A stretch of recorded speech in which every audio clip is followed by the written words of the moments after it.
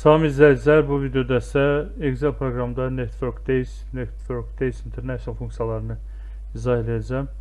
Bu iki funksiya iki tarix arasındakı iş günlərini hesablayır. Məsələn, 10 may və 10 iyun tarixləri arasındakı iş günlərini hesablamaq istəyirəm. Bunun üçün bərabər Network Days yazıram və belə deyək, çıxan nəticə üzərində mouse'u sol düyməsini 2 dəfə vururam. Daha sonra burada Network Days funksiyasında 3 parametr mövcuddur. Start date, end date və hold days. Start date nədir? Başlanğıc tarixi. Başlanğıc tarixini seçirik. Daha sonra burada görürsünüz nöqtəli vergül işarəsi var. Bəzilərinizdə bu vergül də ola bilər. Bu regional formatdan asılıdır əməliyyat sisteminin. Yəni funksiya yazan zaman burada göstərir zaten. Yəni nöqtəli vergülsə nöqtəli vergül, vergülsə vergül yazırsınız. End date son tarixdir. Son tarixi seçirsiniz. Nöqtəli vergül və növbəti parametr hold days parametridir.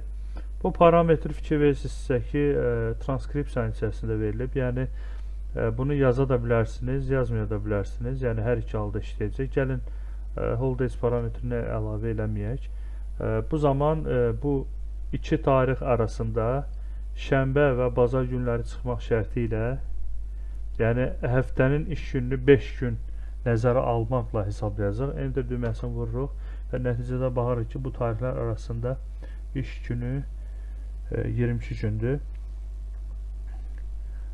Əgər indi fərz edək ki, burada 6 iyun 9 iyun daha doğrusu 6 iyun 9 iyun tarixləri arasında Qurban bayramıdır və biz istəyirik ki, və həmin tarixlərdə də iş olmadığı üçün istəyirik ki, bunu da düsturda əks etdirək. Hold days parametri, yəni bayramları, tətilləri, yəni şənbə bazardan başqa olan belə deyək də tətil bayram günlərini nəzərə alır. Yenidən Network Days yazıram və fərqə baxacağıq. Start date-də başlanğıc tarixini seçirəm, nöqtəli vergül. End date-də son tarixi, yəni 10 iyunu seçirik və nöqtəli vergül qoyub hold days parametrinə gəlirik və burada da bayramları mouse'un sol düyməsini basıb saxlayaraq seçirik və enter düyməsini vursaq görəcəyik ki, iş günü 20-yə bərabərdir. İndi burada 4 tarixdə iş günü olmamasına rəğmən burada cavab 20 çıxdı. Nəyə görə? Çünki ola bilər ki, bu tarixlərdən ikisində həftə sonuna düşüb. Gəlin kalendardan baxaq. Deməli, iyun ayında 6 iyundan 9 iyuna kimi olan tarixlərdə 7 iyun və 8 iyun həftə sonuna düşüb. Təbii ki, klassik halda düstur bunu, yəni necə var, elə də hesablayır. İndi ölkənin qanunvericiliyinə görə, yəni işlə bağlı qanunvericiliyinə görə bu, yəni ölkədən ölkəyə dəyişə bilər.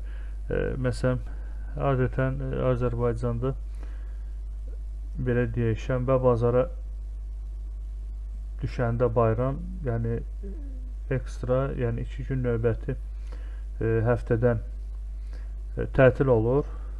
Belə olduqda onu da seçib düsturda daha doğrusu çıx 2 yaza bilərsiniz. Çıx 2 yazıb enter düyməsini vursaz, əgər belə bir nəticə alsaz, xananın formatını dəyişmək lazımdır. General seçsəz görəcəksiniz ki, 18 gün, yəni 4 gün fərq elədi. Və s.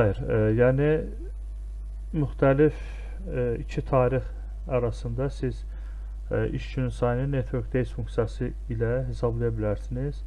Əgər bayram günləri varsa, təbii ki, həmin belə deyək, düsturda əks elətdirə bilərsiniz. Lakin Network Days funksiyasında, yəni həftə içi hesablayır, yəni həftə ərzində 5 iş gününü nəzərə alır. Elə ölkələr var ki, məsələn, adətən də məsələn Azərbaycanda çox vaxt iş günləri 6 gün olur, əksər hallarda. Bəzi dövlət işləri xaric. Deməli, bu biz bu zaman Network Days International funksiyasından istifadə edə bilərik. Network Days International, yəni belə deyək də beynəlxalq sözüdür, yəni qısaldılmışıdır. Bu deməli funksiya əks olunduğu hissədə ya mouse sol düyməsini 2 dəfə vuracaqsınız, ya da ki klaviaturadan tab düyməsini sıxaraq da aktiv edə bilərsiniz. Burada 4 parametr var. Start date, end date, weekend holidays. Weekend holidays parametrlər görürsünüz ki, transkripsiyada verilib, yəni onları doldurmaq da olar, doldurmamaq da. Başlanğıc tarixini seçirik, nöqtəli vergül, son tarixi seçirik. Əgər weekend parametrini qeyd eləməsək, elə Network Days funksiyasındakı kimi həftəlik iş gününü 5 gün sayacaq. Lakin biz nöqtəli vergül qoyaraq özümüz təyin edə bilərik də və adətən də Azərbaycanda əksər hallarda deməli bazar ertəsindən şənbə gününə kimi olur və bazar günü, yəni Sunday isə yəni tətil günü olur. Burada mouse sol düyməsini 2 dəfə vururuq.